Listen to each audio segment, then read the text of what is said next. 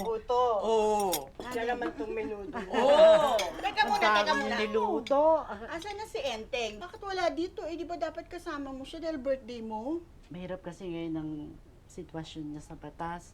Pero sigurado ko darating yun. Oo Darating naman. yun. Birthday mo eh. Ang daming pagkain. Tawagin mo kaya yung mga kapitbahay. Marami to. Oo nga. Talaga? Oo. Teka. Tawagin.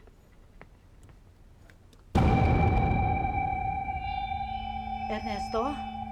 Mirna. Happy birthday. Ernesto, anong ginagawa mo dito? Mirna, ano pang klaseng tanong yan? Ang sabihin mo, come in, thank you. Thank you. Come in.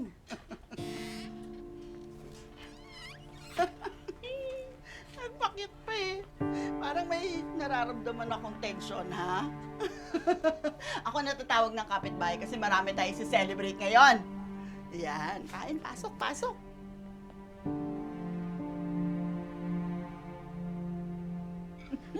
Ito na yung soft drinks. Aha.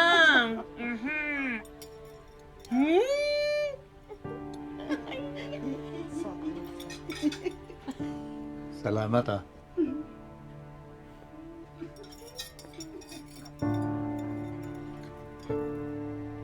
Kumusta ka na? Eto, 2 buwan na ako nakakalaya sa kulungan. Kaya lang ngayon lang ako nagkalakas ng loob para puntahan kayo ni Enteng. Nasaan nga pala siya? Wala. Natulad sa landas mo, nagaya sa'yo. Kung ano-ano na lang inaatupag. Pasensya ka na.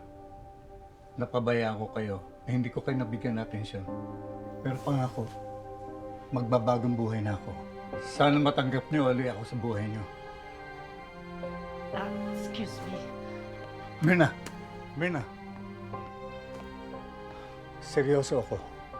Gusto kong mabuo muli ang pamilya natin. Matagal kang nawala. Pinabayaan mo kami. Masyadong masakit ang nakaraan natin. Kalimutan na natin ang kahapon. Ang mahalagayang bukas na makapagbagong buhay na tayo. Ernesto, gusto kong mabuo tayo. Pero si Enteng magpapasya. Siya sumalo ng lahat ng pagkukulang mo.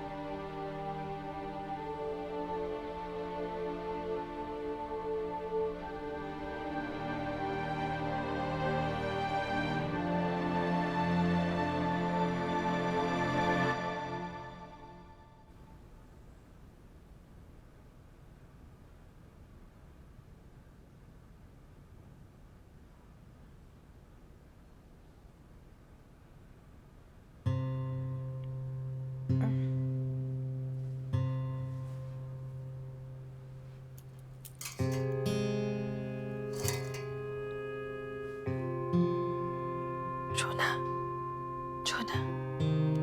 Ay, okay. Salamat sa Diyos at ligtas ka. Ano, kamusta ka? Kamusta pakiramdam mo? Okay lang ako. Sakit lang yung sugat ko, pero kaya naman. Nag-alala ako sa'yo, ha? Huwag magdamag akong nagbantay sa'yo. Akala ko talaga matutuluyan ka na eh. Nasaan na yung nagtangkang pumatay sa akin? May impormasyon ka bang nakuha sa kanya? Oo, siya si Josie Abayon. Ang napag-alaman ko, yung araw na nilipat ka ng kulungan, yun din yung araw na tinransfer siya mula sa ibang presinto. Masama yung kutob ko dito, Chona. Palagi ko pinapapatay ako ni Vice Mayor dahil sa mga alam ko sa kanila. Huwag ka mag-alala, pupunta si Sir Abit dito. Tutulungan niya tayo para malaman kung sino yung gumawa nito. Ano, kaya mo ba? Uupo ka. Teka, dahan-dahan lang. Oh, yan. Chona, si Tanggol. Kamusta siya? May balita ka ba sa kanya? Wala eh. Pero ang sabi ng mga kasamahan natin, sinugo daw nila si Tanggol sa San Andres. Utos ni Mayor. Nahuli ba siya? Hindi, awa ng Diyos. Hindi ako mapakali dito, Chona. Hindi ako pwede nandito lang. Kailangan kong lumaban doon. Kailangan ako ni Tanggol. Paano mo magagawa yun? E patong-patong yung kaso na sinampa sa'yo ni Captain Demagi ba? Hindi pwedeng siya lang lumalaban dito. Huwag ka mag-alala, tutulungan tayo ni Kong Leo. para mapawalang sala ka. Lalo na wala naman silang ebidensya. Ay, nandiyan na si Sir Abit.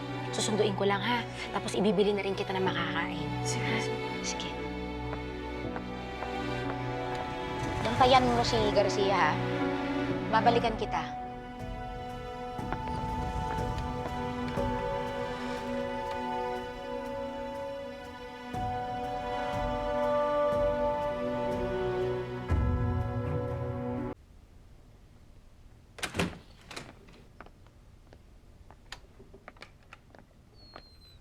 Mendoza, Sir, baka naman may lead ka kung saan nagtatago si Tanggol. wala rin akong alam, sir. Eh, usap-usapan kasi ngayon na may bonus daw yung makakahuli sa kanya. Anong ibig mo sabihin? Ito talaga si Mendoza. Magbibigay daw ang mga gerero ng 15 million para sa ulo ni Tanggol. Tapos iba pa yung para sa grupo niya. Eh, pagkakatanda ko, di ba, naanak mo yun? Kaya kung ayaw mo na ikaw na lang ang humuli, eh baka pwede mo na lang kami bigyan ng lead para kami na lang uhuli, may bonus, tapos babalatuan ka na lang namin, di ba? Gago ka pa rin! Gago ka! Walang kasalanan si Tanggol! Wala siyang kasalanan sa batas! Huhulihin niyo siya nang dahil sa pera! Ang tapang mo Pasalamat ka, hindi kita papatulan. Baka nalilimutan mo. Saka pwede ba, Mendoza? Huwag ka nang magmalinis. Sa panahon ngayon, mas pipiliin mo pa maging tama kaysa sa pera. Ang atraso ni Tanggol, tinalo niya mga gerero nung nakarang eleksyon. Kaya siya pinag-iinitan. Hindi katulad ninyo. Mas mahalaga ang pera sa kaysa kung ano ang tama. Hindi ako tutulad sa inyo dahil matino akong pulis! Sir, tama na. Yabang nito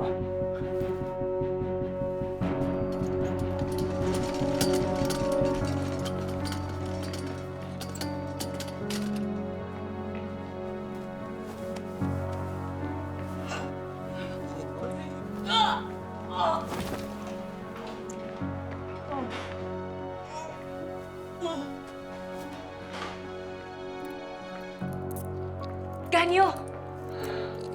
Ganyo, bakit siya nandito? Mali itong ginagawa niyo. Ganyo, labag to sa protocol. Dapat hindi niyo kami pinagtatabi. Mali ito. Sumusunod lang ako sa utos. Utos nino.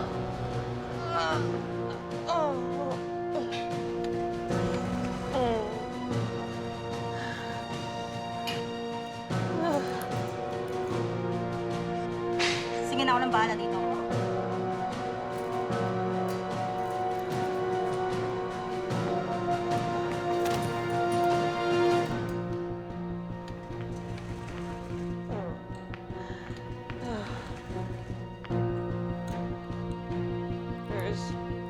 Sakit ko na sugat ko.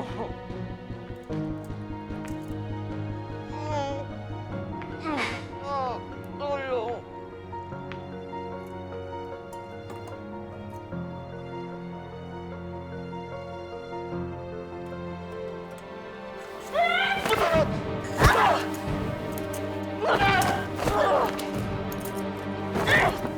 Anong ginagawa mo? Tawan ako ni Belbano! Magkampi tayo nito! Pumalpa ka kasi!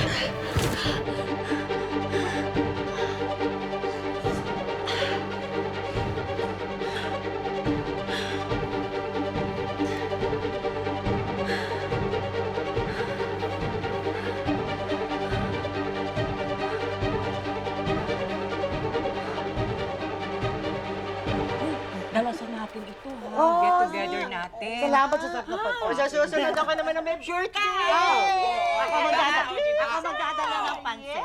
Ayan. Maraming salamat. Happy birthday. See you again, ha? Salamat, ingat kayo ha. Maganda ka lagi.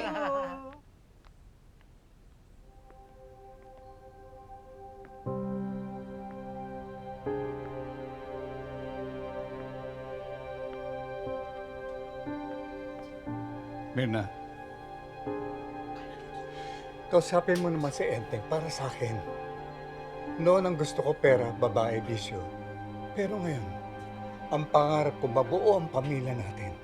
Ernesto, alam mo bang hindi ng pangarap ko? Magkakasama tayo muling tatlo.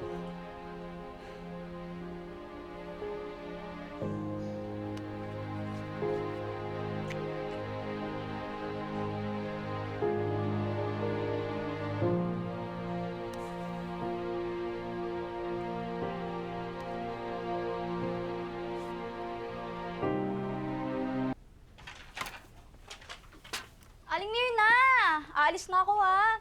Oh, naligpit ko na yung mga tira-tira. Napasok ko na rin yung regalo. Salamat ah. Oh, ito take out mo na to, dalhin mo na. Kumuha ka pa dyan kung ano gusto mo. Pero yung cake, kay Enteng ko yan. Iwanan niyo. Uuwi pa ba yun? Anong oras na? Oo, darating yun. Pag birthday ko, nandito yun. Ito.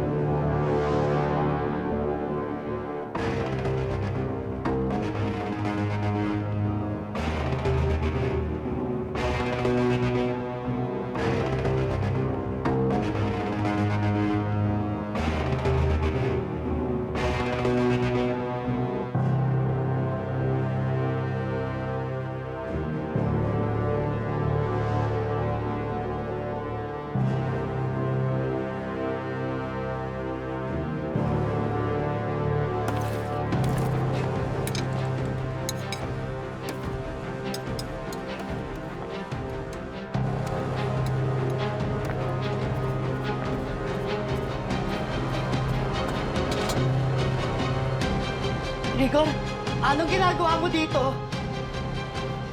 Nasaan ang anak mo?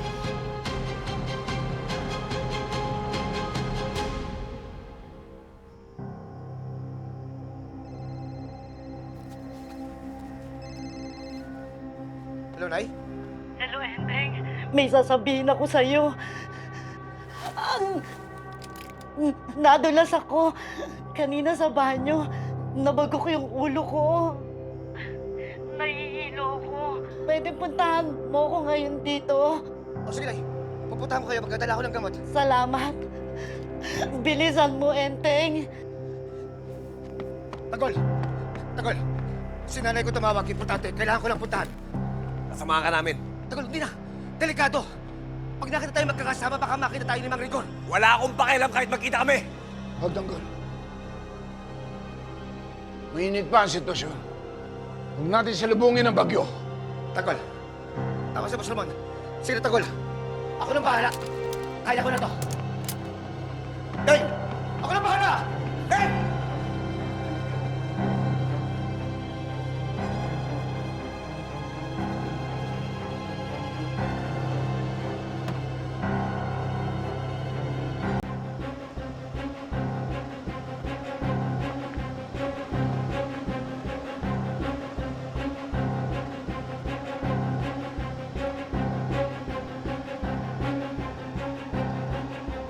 Tanggol, tama ba yung sinabi ko gusto magmuhay ka kanina? Naglagay yung mga ginero ng patong sa ulo natin? Oo, Bulldog. NEC mismo na nagsabi na ako ang nanalo sa eleksyon. Kaya mas kinakailangan natin ngayon lumaban at pabagsakin ang mga Guerrero. Naging desperado na talaga sila. Lahat gagawin nila para mahuli tayo. Nag-alala tuloy bigla kay Enteng. Tama ba inayati sa mag-isang umalis? Oo nga, Tanggol. Baka mamaya may makakilala kay Enteng. Lalo na ngayon, nakapatong tayo sa ulo.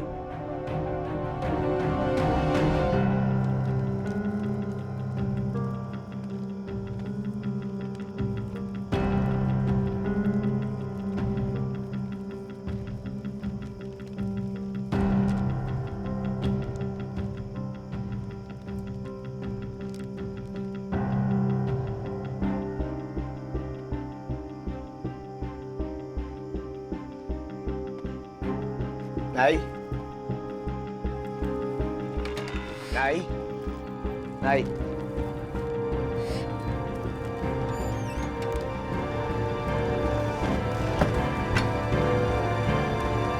Nay?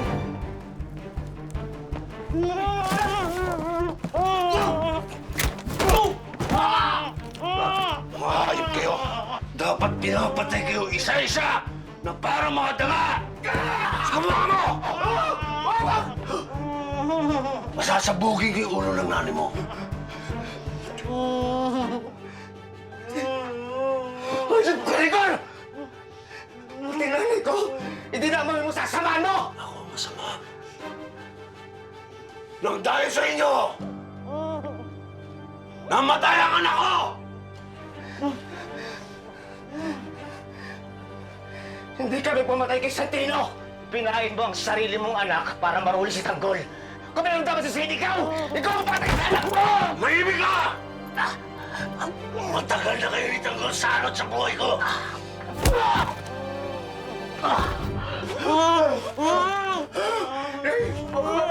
Ano kailangan mo sa akin? Alam mo ba yung pakiramdam? Nawalan ng anak! Nawalan ng pamilya! Gregor, para ako na. Si nanay na lang ang meron ako. Bakit ako? Kinuha niyo sa akin ang natitira ko na lang anak. Ngayon, ipapatama ko sa inyo ang hinakpis ko! Ano ba kailangan mo sa akin? Alam mo kung anong kailangan ko, Enteng. Dali mo sa akin si Tanggol, si Ramon, at ang mga kasamaan mo.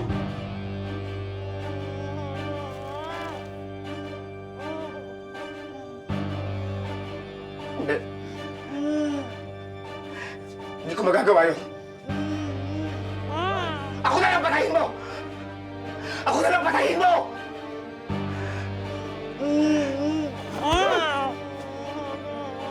Ako na lang patayin mo! Ikaw na lang patayin! Nay! Nay! Ayun! Nay! Nay!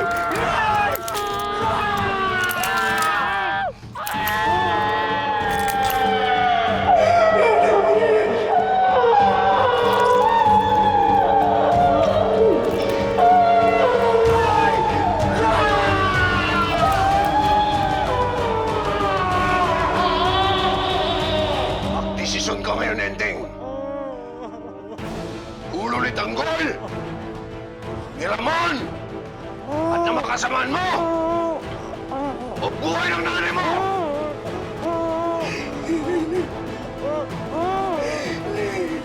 Sumagot ka! Ano? Maricol, matalino si Tanggol, hindi siya basta-basta maniniwala. Wala akong pakialam!